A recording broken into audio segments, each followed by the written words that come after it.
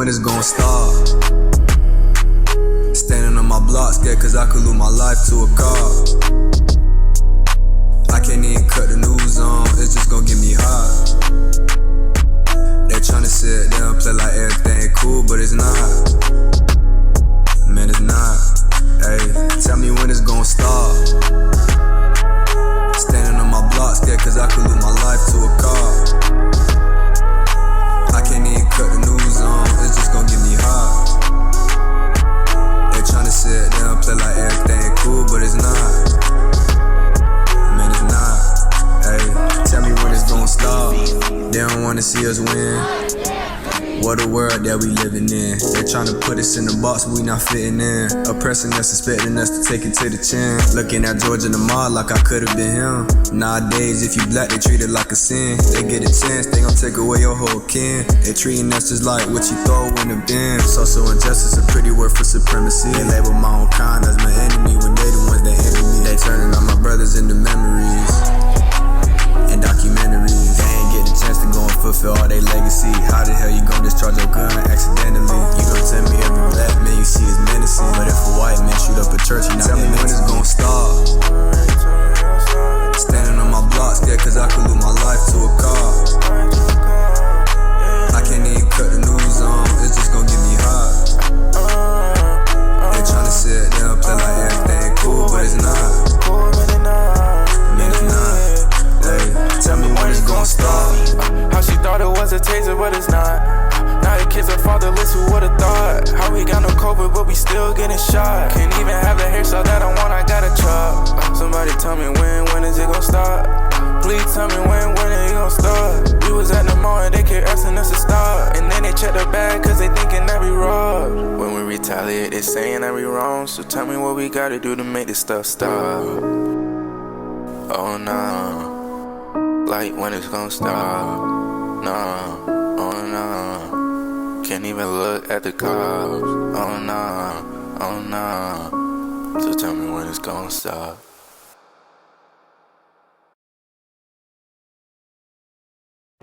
My last 2 years of high school were not what I expected them to be. COVID came, riots arose, virtual learning, no prom, no senior trips, and not the graduation I thought I'd be having in my 18 years of living. I went from taking a trip to FAU for Black History Month to sitting at home wondering how I could make our last ride better.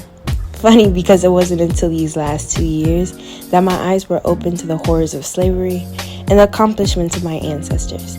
And it makes me want to build a better future like the ones did before me and continue on for my predecessors. Looking back, I knew Columbus sailed the ocean blue in 1492, but I didn't know Black figures or what Native Americans went through. And I always wonder, why was I always it? Why did people look at me differently? Why did I learn only about people that didn't look like me? And why wasn't I taught about my own history? Censoring my history is censoring me, my family, my peers that look like me. And the deception led to the lack of knowledge on how to handle our feelings, how to react to racism, and overall, what we are capable of. Censoring my history also hindered other races from having any understanding on our perspective. This also made me wonder why there were no students at the table when decisions about our education were being made.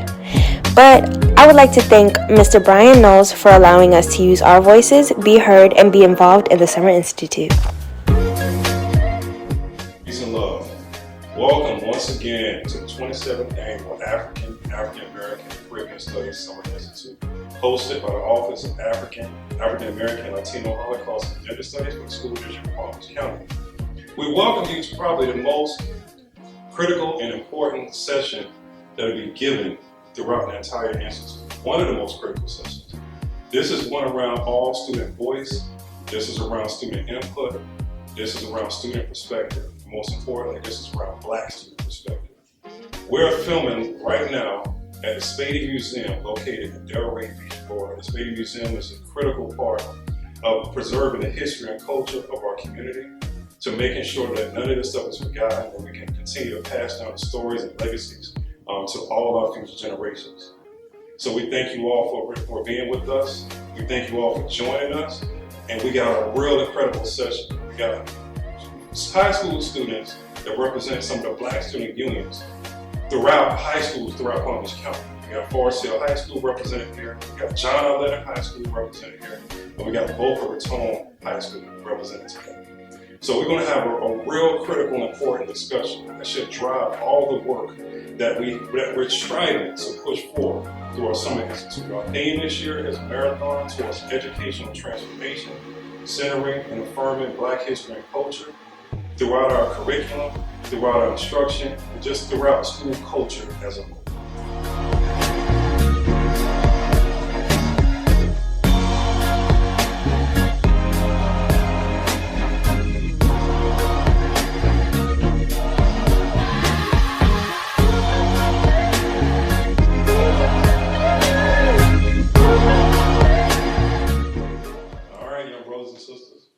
So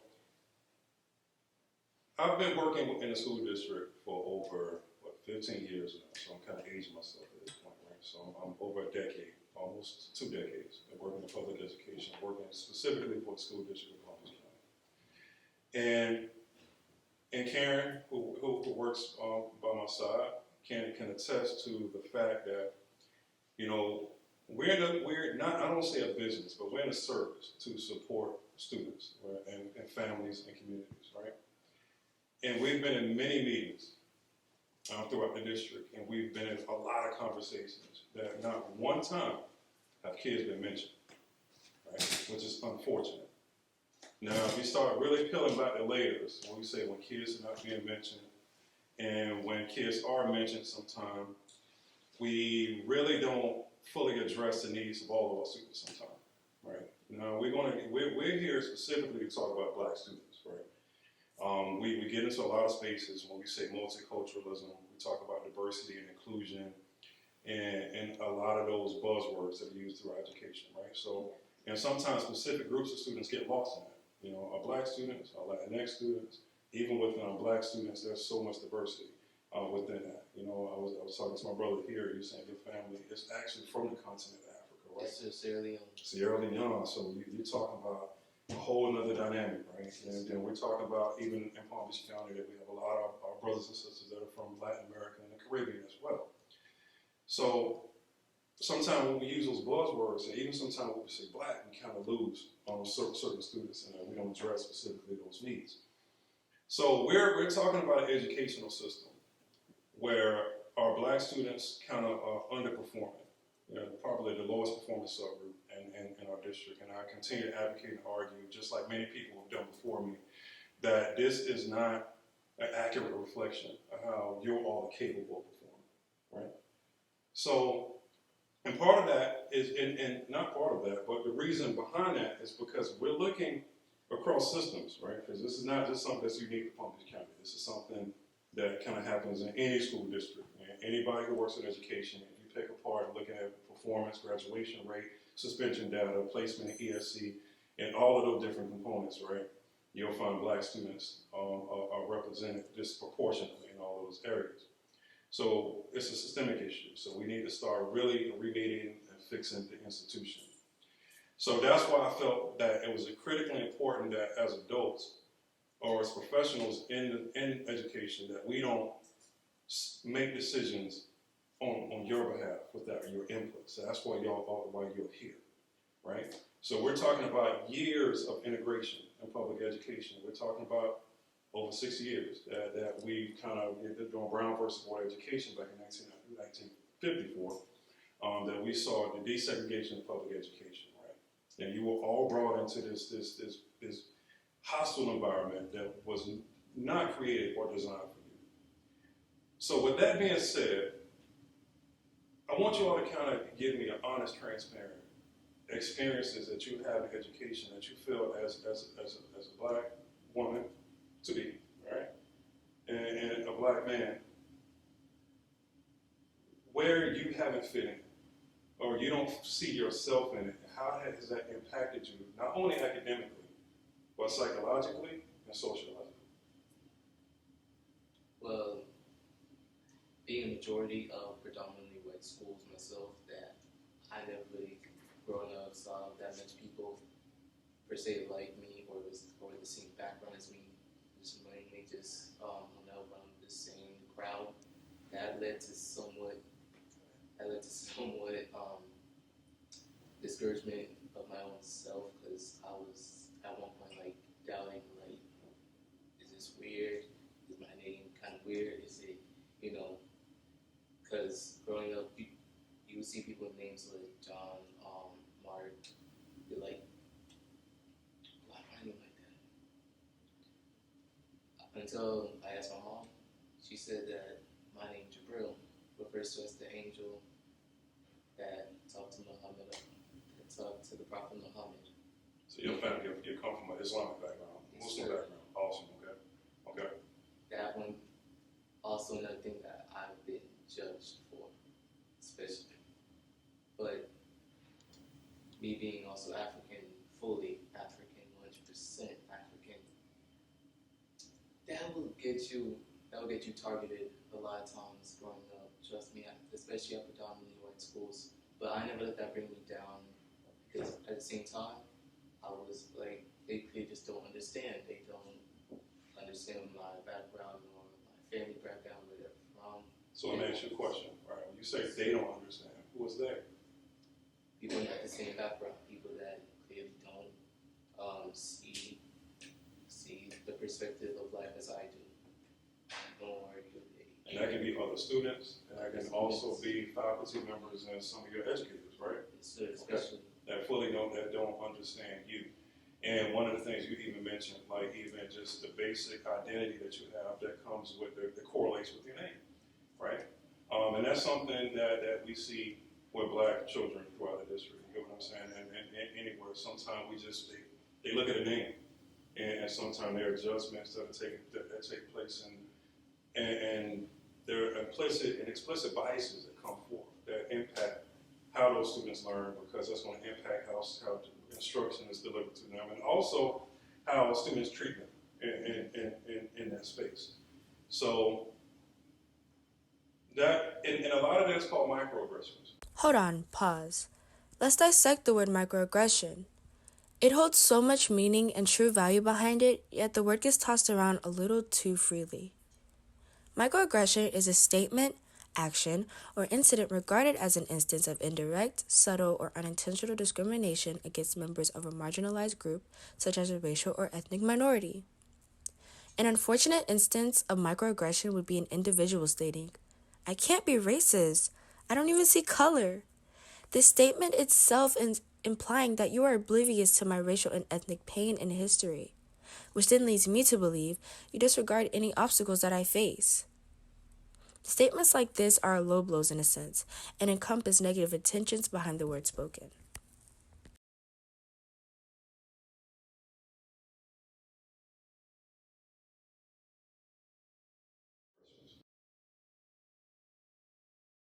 In some cases. So that's going to kind of open up to the larger question.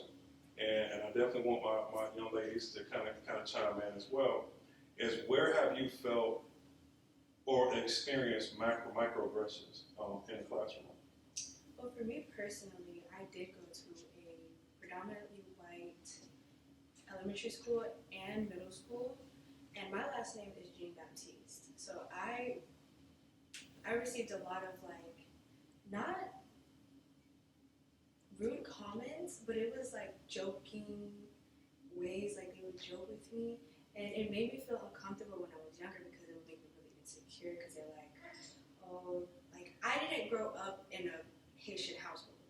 I grew up in an African American household, so I got my last name, but I didn't identify as Haitian because I don't speak the language, I don't eat the food, I don't really experience a lot of my Haitian heritage.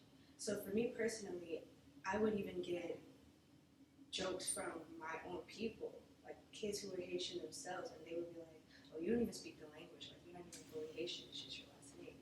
So little boys from middle school that would pick on me because of my last name, and things like that, it broke me down, honestly, but over time, I did build up the confidence to, be myself.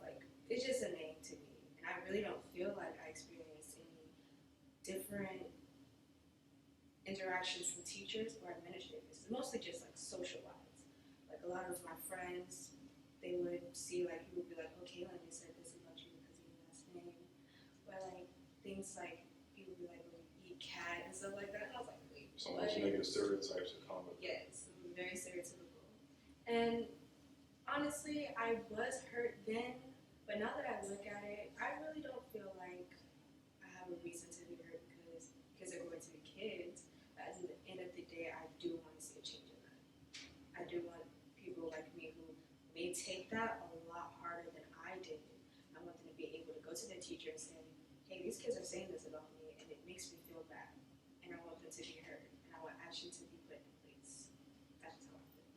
So you kind of feel like there's a sense of bullying Yes. that are coming in from your cultural identity, being of Haitian ancestry, and probably the same for you, for being of African ancestry. Because even with me growing up, when I was growing up in the 90s and going to elementary school and middle school during that time period, when my neighborhood, we first got an influx of Haitians, for example. I grew up in Riviera Beach, and that was like huge contention. With when Haitians started to migrate into our neighborhood and so forth, and just all the experiencing and the bullying and that kind of stem from that, and I kind of point back to where we're being educated sometimes, right? It's a lack of education, it's a lack of understanding, it's a lack of teaching. For example, when we even say the term African diaspora, right? A lot of people are still like unfamiliar with the term and understand the dynamics that comes with African diaspora, understanding that we're all people of African descent that came from the African continent, and most likely during the slave trade that we were brought here, but yet we're still coming from the same place. But it's just like a boat stop away.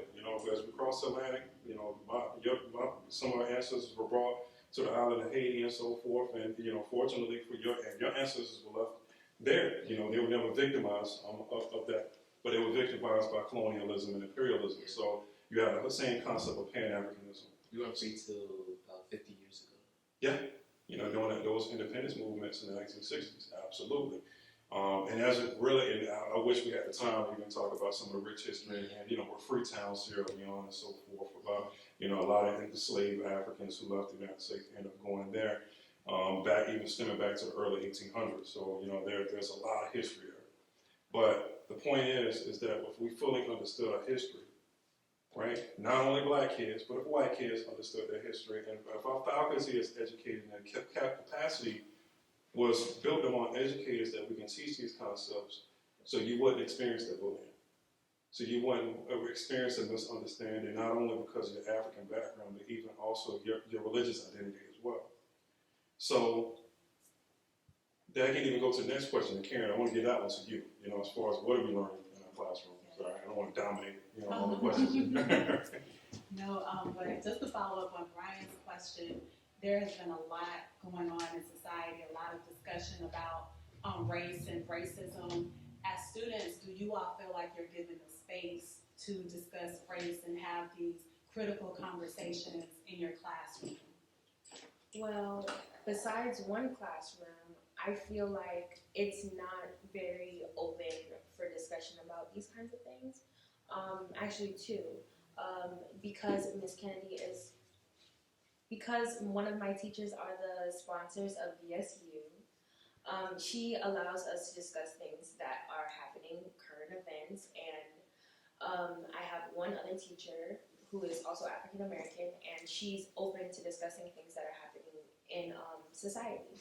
But most other teachers feel uncomfortable addressing it, or know that it's not curriculum, know that's not what we're testing on. And if somebody would say something in the classroom, it would probably be redirected and be like, and say something towards the lesson that was going on beforehand. So I feel like it's not really an open discussion in classrooms, and it should be, because the things that are happening to us are important. So I believe that it should be there should be more of a push towards having students talk about it, because if we don't talk about it, we don't know how to handle the situations. Absolutely. And teachers, I feel like they won't be able to really know their students unless they hear what their students are voicing. How are you supposed to know how your students feel? You have a very diverse classroom, students of all races and backgrounds. How are you supposed to get to know your students without knowing how they feel in their own community? That's just my thing. I have this one teacher. She talks about things going on, actual reality, and she mixes that inside the lesson. Yeah. So we both are learning more than just like the standard thing we're supposed to learn today. Like we're learning about reality, real life. That actually can happen into more than just one class. That can happen to at least like 2, 3, even more than that classes. But teachers are just unwilling to make the conversation happen. Yeah. That's resourceful because you can use that outside of school. You can also use some of that information in society. So what I'm hearing is that you all want to have conversations about race and some of the current events and some of the things that we're seeing, such as, some of the police brutality, and just the whole movement around social justice and some of the racial inequalities that we're experiencing, that we've always experienced. It ain't like new, police brutality and racial violence and social injustice and all those kind of, that's not like a new concept, right? But for some reason we treat it as this new emerging concept. It's a concept that black and brown people have been dealing with in our communities forever, right? But now we're just talking about it. So it's definitely something you all want to talk about. And what Karen and I are hearing is that you all want to have these conversations because it's important to you, and I'm pretty sure that it's creating some form of trauma for you. Absolutely. So you're saying absolutely. So man, you want to be able to process that trauma, digest it, have those discussions in the classroom, but your teachers, in some cases, may not want to have those conversations because of standardized assessment, scope and pacing, and those kind of different things. And you mentioned something that was interesting, is that the teacher found ways to infuse it and integrate it within a lesson, right? So you can engage, right? What does that do for you, that you can have those conversations in the classroom? I get both perspective and the lesson at the same time. So it's beneficial for me both, I get to actually hear people's perspective on their own matters and their backgrounds on it as well, their experiences with it. And I can also, understand the lesson that the teacher is also giving to me. I'm also taking notes, all that. It's really just a great way for a student to develop both academically and socially. So y'all hear that, everybody that's listening, then you hear that from a student's mouth. That's not the so-called people that's analyzing the data, one of us from the curriculum department, saying what is engaging, right? That's one of the things I can't stand here, when you get a group of adults, 30 plus, 40 plus in the room, saying this is engaging for kids and this is culturally responsive when you don't even understand the culture, right? So that's why it was critical to bring you here when you said that it helps you develop socially, it helps you develop academically. That's the whole purpose of this summer institute, right? Finding ways that we can address the institution that our black students can address, that can develop, academically. And I can't develop academically if I don't have a social development, if I don't feel safe, if I don't feel supported, if I don't feel included. And part of that inclusion is having those conversations. These are things that happen in my community, and you're telling me to leave it out and focus on this at the time, but I'm distracted by these things that are real life when I leave here, right? So, do you find, and we're going to kind of just get you all honest feedback. I want y'all to be honest and transparent. That, and I'm not pointing any fingers or blaming our educators or anybody, that when we say uncomfortable conversations or difficult conversations, is it more difficult for you all or more difficult for those who are facilitating the lessons? I definitely feel like it's more difficult for those facilitating the lessons because a lot of them don't understand. It's difficult for them to try and peer into somebody's life who they have never been into their position. And it's something that it can only be understood by us and only be understood by the people that go through it. But the most somebody can do is try to understand. And a lot of people aren't willing to be as open as they should to try and say, how would I feel if I had to experience this? How would I feel if I had to be scared when I was pulled up when I'm pulled over by a police officer. So I feel like it's more difficult for facilitators, and it may be difficult for us because we have a hard time displaying our emotions, and it's usually pushed aside, but it's definitely more difficult for those facilitating it. I just wanted to ask a question about, you said, displaying your emotions. I often think about this, about, students who you all are living in a time where, everything is going on. How do you cope, as, going to school and seeing what you're seeing happening in society, and, in your classroom, may not feel validated, or you may not be given space to talk about these things. How do you cope as a student and still be successful and still try to stay focused with everything that's happening around you? Personally, I can't. It's hard. You can't speak to administrators. It's hard to only have one teacher to speak about what's going on. You need to have a lot of support. I go to school every day. How am I supposed to just keep silent about what's going on within my community without being able to be heard or recognized? It's hard to cope. It's very hard. You want to be seen. Yeah. You want to be heard. You want to have those issues that you contend with on a regular basis. You want to be able to deal with them and have those conversations. Absolutely, and we understand that, and that's why it's that we really have to address that, and it goes to on our end. And this is our responsibility as people on the leadership side, or throughout just the whole institution, to make sure that we build capacity with our educators around these topics, right? And what happens, and I want everybody to hear this part and just listen to what they're saying, is that sometimes, and we hear it all the time from the community stakeholders that are against having these topics, and even people within the system who are against having these conversations, when they want to politicize it, right? They want to say, oh, these are political things. This is too political. This is not political. These are your experiences. This is your everyday reality. This is not a Republican. This is not a Democratic issue.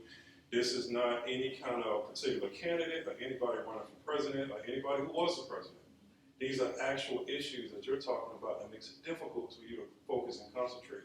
You're saying that it helps you develop academically. It helps you develop socially, right? And you're telling me that, you all are saying the same thing, right? That you want to have these conversations. And what I'm even hearing is that even sometimes, and one thing that you said is like hearing different perspectives, right? And sometimes I think in educational spaces, we don't give kids or students, I don't want to call y'all kids, because y'all ain't kids at this point, right? Enough credit, right? I think it's like, it seems like even kids who are not black, who don't look like you, are willing to have these conversations in the classroom, right? And you all are able to have these conversations in a peaceful way, and hear each other's perspective, and be open-minded enough, in most cases, right? But it's the adults in the system. I always say, and we've always said, it's like in education, we look at students, and we always point the finger, especially black students. We're going to talk about black students right now, right? And I'm going to say that without fear, right? Or be just open about that. We're talking about black students, right? And we look at black students as we're always trying to fix them, right? They're the problem. What are we doing to address them? But we're not addressing the system. We're not addressing the adults in the system. So we always say that we have an adult problem in our school district. We have adults who don't want to have these conversations. We have adults who feel like it's too sensitive. It's a difficult conversation for them when we're living it every single day, right? I had a friend of mine was telling me about, he has some white friends who are not racist, and I'm pretty sure they're not racist people, right? But the key thing that he said was like, they're not racist. They told me they don't even think about racism, right? Racism is not on their radar. That's amazing. I wish I can do that. You wish you can do that. We all right here wish that racism was not on our radar, right? You as a young brother, you wish that you can go anywhere in public and not be watched or not being treated another way, right? So this stuff right here affects us, and it's just like you say. I'm keep saying it again. It traumatizes us. And when we can't have these discussions in an educational space, it further traumatizes us, right? So, how can you all kind of give us explicit examples of how you feel that you're censored on campus in some ways. Censorship is the suppression of any part of books, films, news, etc. that are considered obscene, politically unacceptable, or a threat to security. In schools, it exists in the form of removal or manipulation of information, materials, or learning processes. For example, topics that are not appropriate for children, such as nudity, are typically censored in the school setting. Other examples include evolution versus creationism or religious and social issues. Censoring education prevents students from learning about the society in which they live by limiting opportunities to critically discuss, analyze, and evaluate societal issues in an academic setting. The problem with censorship is that it leaves both academic and social gaps in the child's education and leads to a narrowed worldview due to limited exposure to diverse cultures and perspectives. It leaves no frame of reference to understand the struggles that people of color experience, as well as people of other religions, races, and beliefs. These limited or restricted worldviews lay the foundation for ignorance and discrimination. Have you all felt censorship when it comes to having these so-called difficult conversations? I get shut down. Every time I get shut down, it's either that's not a part of the topic that we're learning, or they just don't want to talk about it. Like, it's not the right time to speak about it. And it upsets me because if they feel uncomfortable, why does me voicing my opinion make you uncomfortable? How does that happen? And it's beyond just your opinion, though. Yes, Yeah, that this is and your experience. I'm This is your enlightening you. reality. Yeah, Yes, okay. thank you. And I'm giving you some insight on what's going on within my community, hoping that you'll be able to, be like, okay, well, since I know what's going on, I can put this into some of the subjects that we're learning, or, just to get to know your kids. And if you don't feel comfortable doing that, then you shouldn't be a teacher, in my opinion. Right, and there are instances where it's like, oh, this isn't classroom talk. We're focusing on this. Or while we're working, and it's evident that we're working, we're getting stuff done, we're speaking, and we're voicing our opinions about certain things going on, and it's like, oh, you guys, this isn't the time for that. And it's always the time for it, because it's always going on. This is always happening to us. This is always how we feel. And it's only more relevant because phones are music. Yeah, I feel you. There was one time my teacher was absent. We had a substitute teacher. You know how kids are when we have subs. Some of us be wilding out, some of us be doing work. I'm not gonna lie, but yeah, I used to do that when I was in school. Yeah.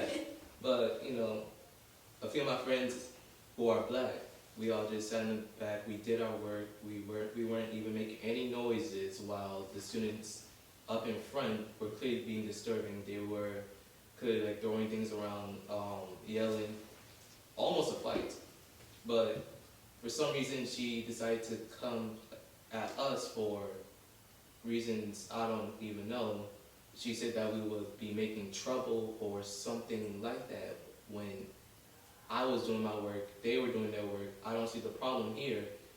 And she said that we all get one strike already off the bat. Yeah. I was just speechless at first because I thought, why? Like, we were doing our work, we were being productive, we even tried to work in on time, and it wasn't until 20 minutes before class was ending, she said, I'm sorry, I apologize the way you guys were coming in, y'all look like a bunch of gangbusters. All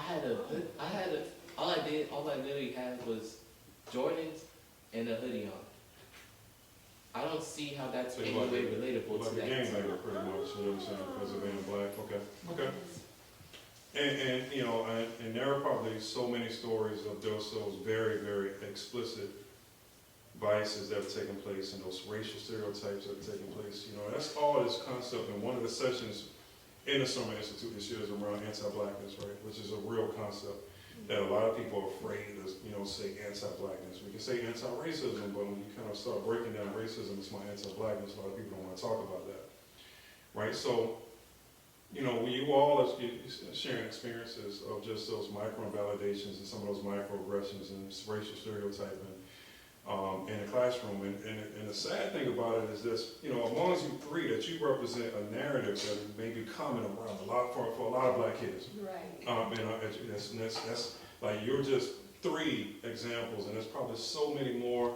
And what's even scarier to us is that there may be even kids that are much younger than you all that may have the inability to really process that's experiencing that. We're talking about K through 5 education, right?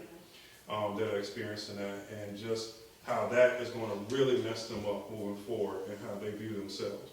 I think that's normal too. It becomes normal, right? Right. You're talking about, sometimes we just got to call it out. Racism is so normal, is when you speak against it, is the problem. In some cases. You were going to say something about that. I see your face. Oh yeah. Yeah.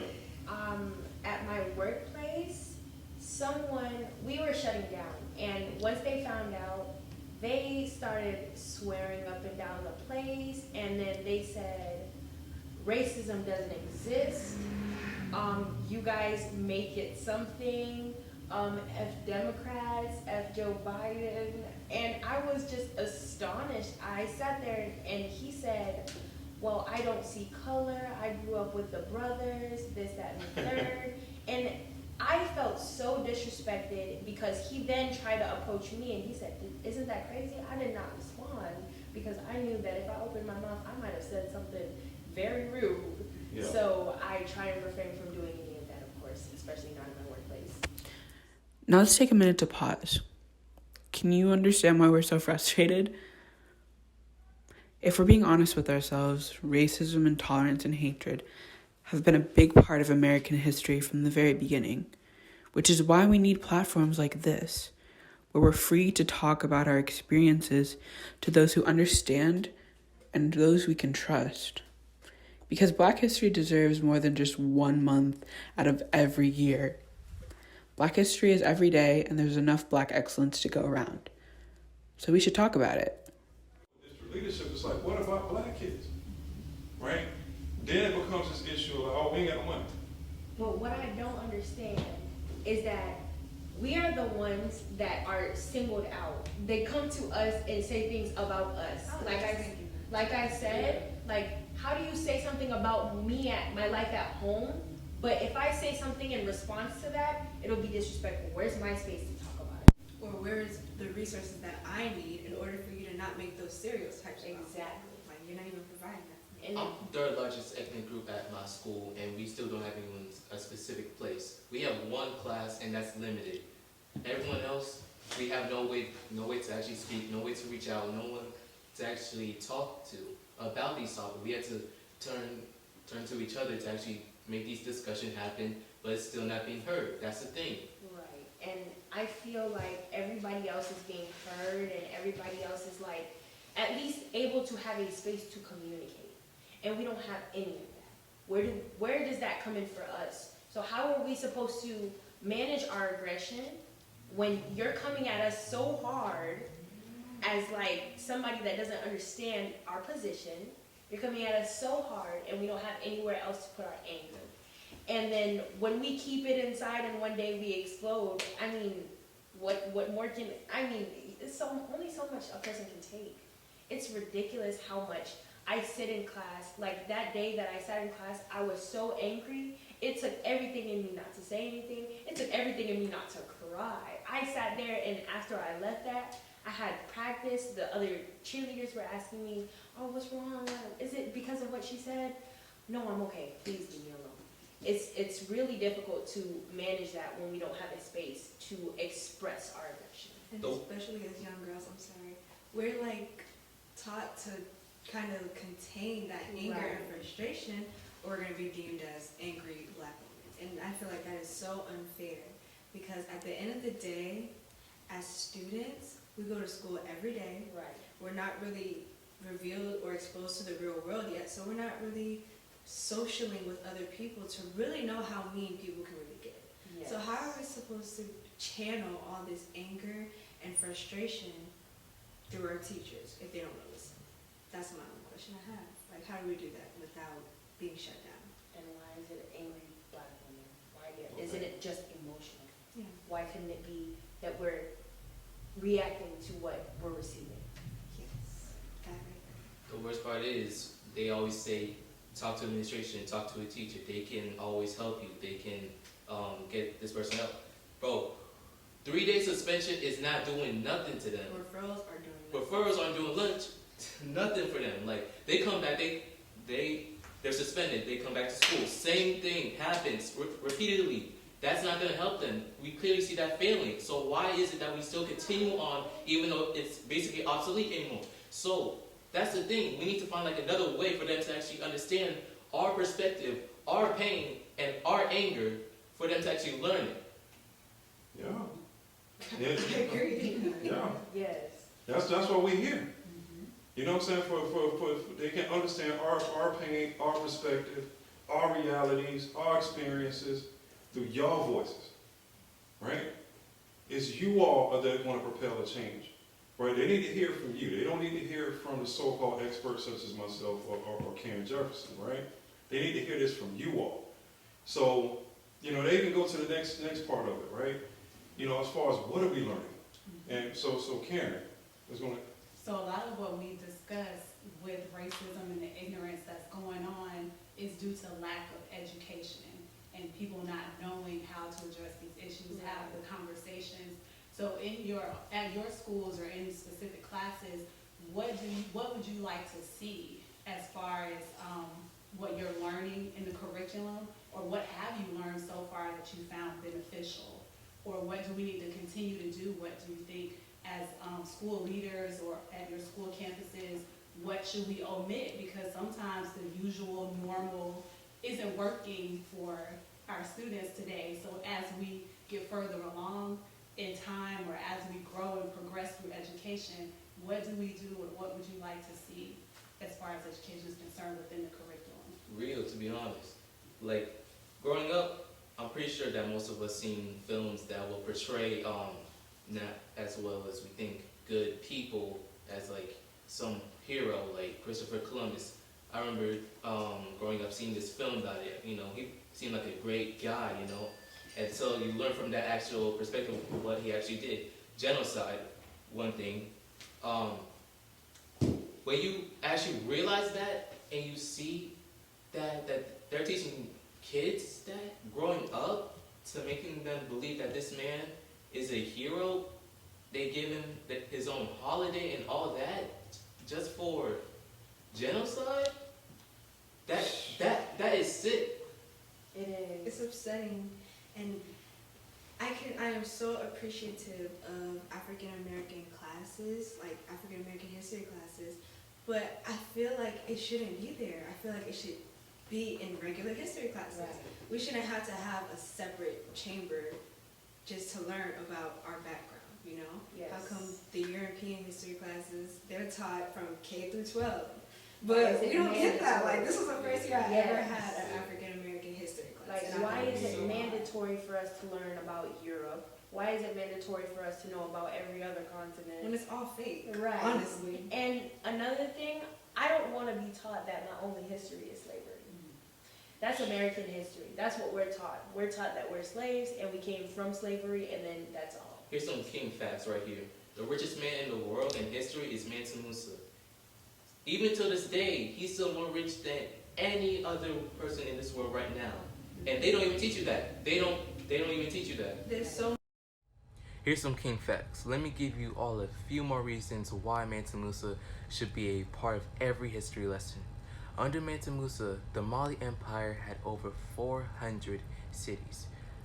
By building all the Niger Delta and bringing culture to his cities through education, beautifully constructed architecture, Musa laid the foundation for modern urban civilization with cities such as Timbuktu and Gao.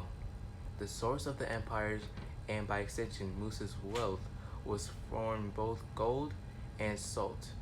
Under the empire, all gold nuggets unearthed were officially the property of the emperor. The gold was glamorous, sure, but salt was considered as valuable as the precious metal during this time. And it also helped provide Musa's fabulous wealth. The pilgrimage was more about than just faith and displaying his wealth, Musa used this time to recruit the brightest minds he came across during his journey, and as a result, brought many of these teachers, leaders, and educators to Mali in order to raise the level of education for his people. This made him a well-respected statesman, and many travelers would document that Mali was a place of peace and learning during his reign. By the end of his reign, Musa had built the largest library the world had seen since the Library of Alexandria. It was known as Sankore University, and it could hold over 25,000 students and more than 1 million different manuscripts. This would help Mali become a vital point of education and culture in the Muslim world. By giving away so much gold, he accidentally inflated the price of the precious metal so much that it took a full decade for gold to stabilize in value. Mansa Musa became the only man in history to have complete control over the price of gold along the Mediterranean societies. By his actions along his pilgrimage in an attempt to help the economy, he borrowed as much gold as he could carry at high interest rates on his return trip back to Mali. In my opinion, this is someone who needs their own holiday. So much concealed. I feel like when they talk about George Washington, I don't even think he's the first president for I don't. I really don't. Like the amount of things that we're taught and we're regurgitating, it's not what actually went down. Yeah. We're taught, all right, they were when they were making the Constitution, all men were created equal, but who was slave? No woman in there either. Right. Who was slaving at that time? Did women even have the right to vote at that time? No, we did not have human rights. We were the property of our husbands. One funny thing is they continue to making laws to keep us from actually voting. That just shows you how much that they don't want to see us actually be like the, yes, exactly, or even seen as the basic human. Pause. Gibril is making a really good point here. At least 12 different states have passed more than 16 laws designated to make it more difficult to vote by mail. 8 states have passed more than 11 laws that would make it more difficult to vote in person. You would think a democratic nation would want to make it easier for people to vote, not harder. It makes you wonder what motives politicians have in creating and passing these kinds of laws. Citizen for a country that was built on and still profit from slavery. I mean, a 1/3 vote. I'm not a third of a person. Nope. And it doesn't make any sense to me how anything really went down. Like, why wasn't I taught from the beginning? Why in elementary school was I taught Christopher Columbus was a hero, like you said? Why was I taught, okay, Martin Luther King was a great guy, but I didn't know the history behind it.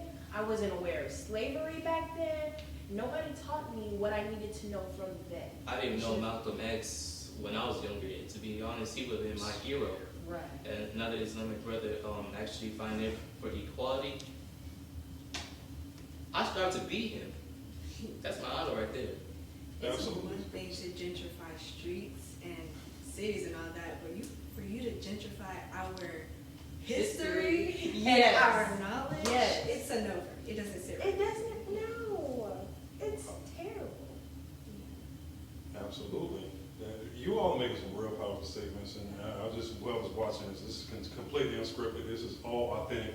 This is all coming from your perspectives of things, student perspective, which is the most critical piece in this. And I want to kind of zone in on a few things that you all mentioned that you wish that you heard it during your early childhood education, right? You know, you're saying you're a freshman, correct? Mm-hmm. You said the first time you took a course about your own history was like now, right? Right. And you all probably had the same experience, you know. My first time having an African American history course was 10th grade. I'm a senior. And unfortunately, you say you're a senior, you're on your way out, so you got to think that there are thousands of students who went out the system that never knew it, white and black both, right? But as a black child, that has a huge psychological effect when you're invisible in history, right? That you don't exist, and when you do exist, you exist on the margins of history, or you exist within your downtroddenness, right? Slavery, right?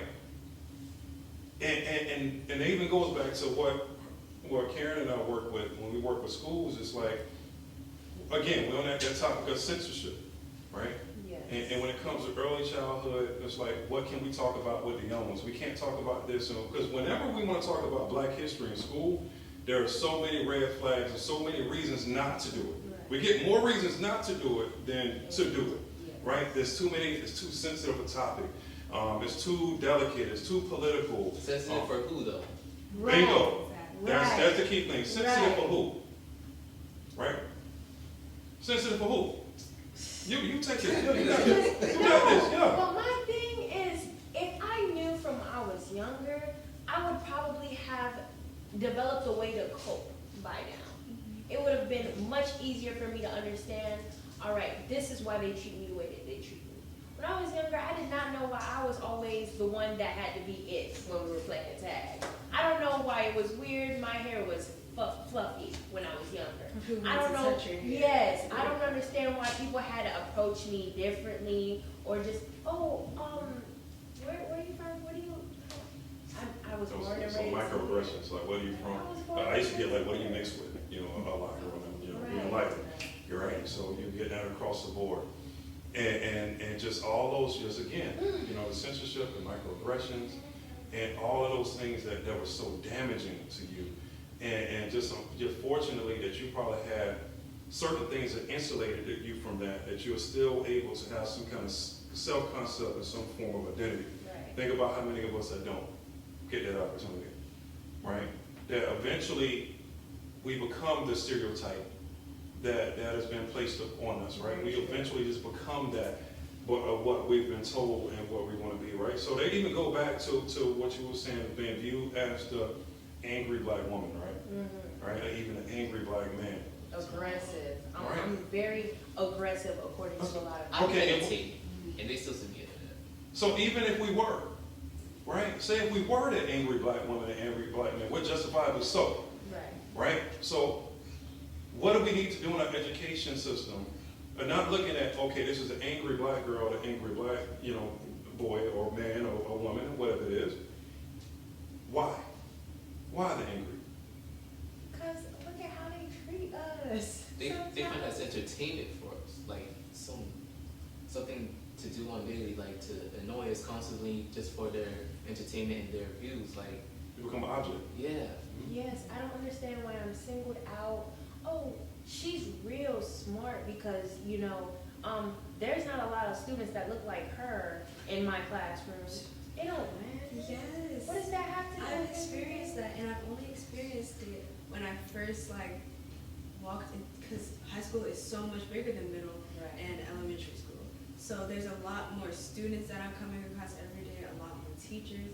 And for me, it's like, all I see are Caucasian children in my class. So I feel like I'm targeted and I'm spotted more because of my color and because of my grades. And that was like, did you go to a predominantly white school? And it's stuff like that really upsets me. Because why do you have to say that? Like, what's the point of that? What do you get from that? Like, the most sad thing is, I've been on both sides as part of lower education and higher education. I had advanced, AP, honors classes.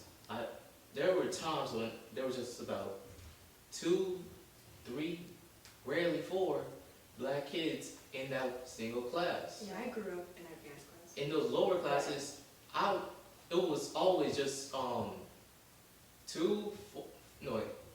even non-black kids. So that just shows you how much it just shows you how much that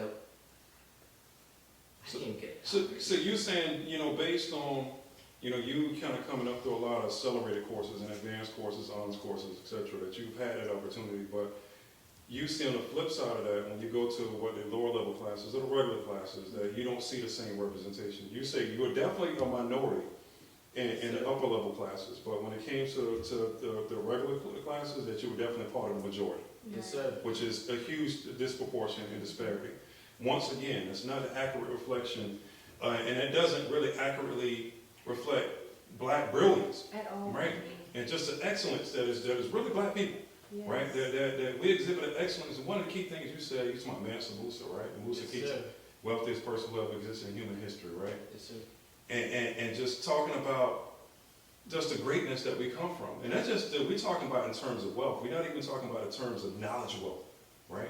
Because, you're talking about the Western empires and some of the first and greatest and finest universities that existed in the world. Universities in Timbuktu, right? In Western Africa, which is the same kingdom of Mali, where he came from, right? So we come from that, right? So we're able we already have the historical receipts and the evidence to say that this is where we come from. This is what we're capable of doing. We're not capable of this, we're far capable above this box that you put us in, right? And what you're saying, about not having that representation in those advanced classes and just those experiences that you have in the school, you all are demanding that you want to hear and learn about your history in school. As students, what do you do next? What do you do next as students? Y'all always ask people this, whenever we talk about things, right?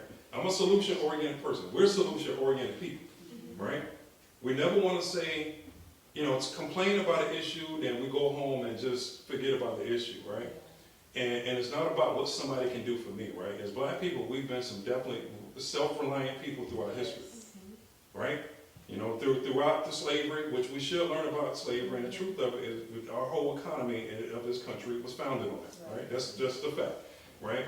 There's some great things about this history. A lot of people let's not talk about the ugly part of the history. The ugly part of its history is what made us a country. It's the real right? part. Yeah, that's the real part. That's what made us a country, right? What do we do, to change the situation? What are your ideas and advice to other young people and for your teachers and those people who are on board to want to make this happen? So as student leaders, and that's part of the reason why you have BSUs, to cultivate that leadership, to cultivate that voice. Because you all are desperately searching for a space that you all can be you and express and have these conversations. Because obviously the teachers don't want to have them, right? Because they don't know how to have them. Let's be honest, right? It's easy to just put something aside and let me focus on here because I need to stick to the script. Because I know the script. I don't really know what needs, because that's not my reality. So therefore I don't want to discuss it. And sometimes I want to minimize that, right? What advice do you have for everybody that's watching? Well, I feel as if going to somebody that you feel has that same fire in them as you do, and continue to project your voice as loudly as you can. Find somebody maybe that can be on a higher level, that can maybe push the same ideas that you have towards higher administration, and then keep on moving up towards the ladder. And if you feel like you don't have anybody that can do that with you, another student, somebody that feels that same way, like I said before, if you could find your way up the chain, any way that you can. Find your way. You can block somebody from going inside of Publix. Listen, I got something to say to you. And this is what I want. This is what I want this change to happen in my community. I want this to happen, yes. I want this change to happen in my school. I don't want us to feel like we don't have a place to talk anymore. I don't want us to feel like we have to oppress all of our feelings along with the oppression we already have on ourselves. So any way that you feel that you see fit, go and make it happen. That's what I feel. Go and make it happen.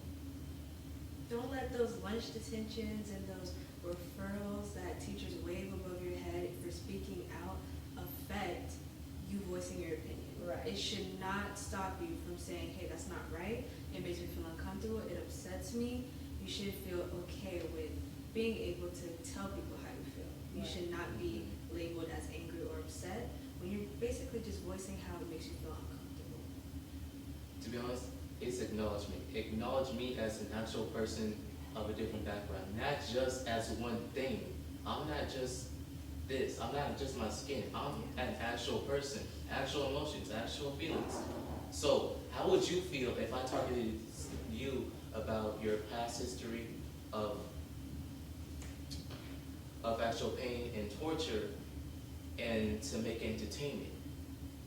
How would you feel if I talk about your religious roots? How would you feel if I talk about your actual skin or make fun of it? Your name. My name, yeah. So it's to understand and acknowledge my perspective, my who I am, not just what I am. Keep on pushing it. Yes, let them know. Just tell people straightforward, this is me. This is what you're gonna deal with. This is what I come with. And it's not gonna be easy for you to handle it. It may not be easy for you to handle it. It may not be easy for you to talk about it. But guess what? You're gonna have to hear me out because I've been quiet for way too long. Right on. As you hear from these young people, you all want to be heard. You want to be seen. You said something in the very beginning, right? At the very foundations of this country, right? Yes. We weren't even recognized as fully human beings. Right. Right? So our humanity needs to be recognized. Our whole being, our existence needs to be seen. We're invisible right now. So that's what, where we're here. So we're talking about that censorship. Right? We don't want to go back in our history just to dwell and stay in the past of the negativity and the ugliness in our history, because that's trauma for us. Mm-hmm. All right? We talk about that history because it still impacts us and it's still with us today. Yes. So we talk about the history so we can build a better present and future. Right. Right? And you all, when you said it right there, right? I want to be affirmed. I want to be seen for who I am in my blackness, right? Not just my blackness, but there's a whole lot that comes with that. But a lot of that, just be who I am. Who I am as far as my name, my cultural identity, my religion, just my values, my perspectives, my experiences, all those different things that we discussed today. Definitely something that should be seen, and it's something that came from your voices, unscripted, authentic. It's all real, organic, through our conversation today. Okay? Yeah, I'd like to thank these students actually for sharing your experiences with us and with the participants who will watch this session, because it's important that we all remember who we serve. You are a sample of the population that we serve. So it's very important, it's vital that not just you speak up, but also whomever else, who may be feeling oppressed or not given the platform to tell the adults what it is that you need. You should be given the space to do that. So I commend you all for doing that, and I also, want to leave you all with, some action to continue that and to continue to speak up and also talk to those around you so that we can change and, and have a better educational system and transform our educational system for the better. Transform our educational system that we center and affirm Black history and culture. Yes. Right? We call ourselves minorities, but not here in Palm Beach County. We're not necessarily minorities in our educational system. All right? So we need to make sure that we transform to center your perspective, your experiences, that you're no longer unseen, but you're heard, affirmed, and validated. Yes. So, thank y'all. Thank you guys. It's right on. All right.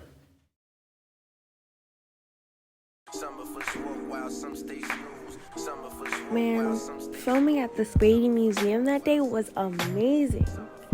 It felt really good to finally get that all off of my chest. I hope our message was clear. We want our history to be included in the mainstream curriculum, and we need the opportunity to discuss social issues that impact our community. After all, school is the best place to learn how to conduct research, evaluate issues, and communicate our perspectives. Well, that's all I have to say for now. And as crazy as it sounds coming out of my mouth, signing out for the last time as a high school student, Abigail.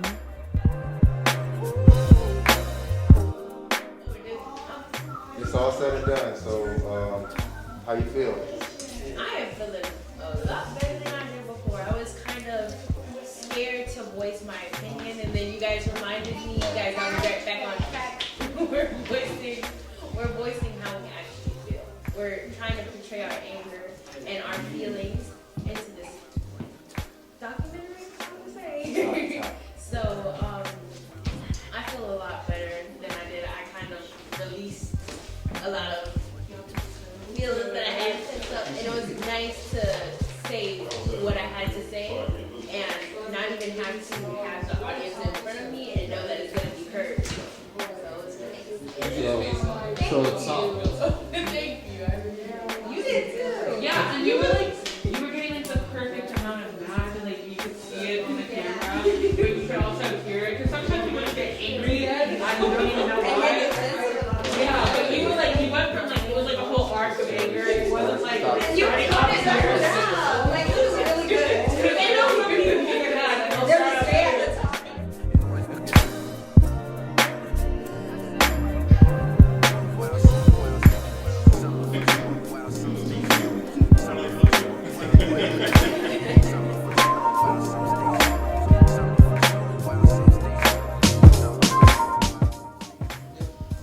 So, all right, thank you. Let me start over. Hold on. All right, here we go. Wait. Get on your laptop. Get it up. All right. All right, I'm gonna say this story. Kailynn, I'm in 9th grade. we got pop. Oh, I have to wait. Okay. Now we ready for do your thing. Okay. I'm Kailynn. I'm a freshman at John I. Leonard, and I'm in Park BSC. My name is Gibril King, sophomore in 10th grade. Of course, it was sophomore. Yeah. All right.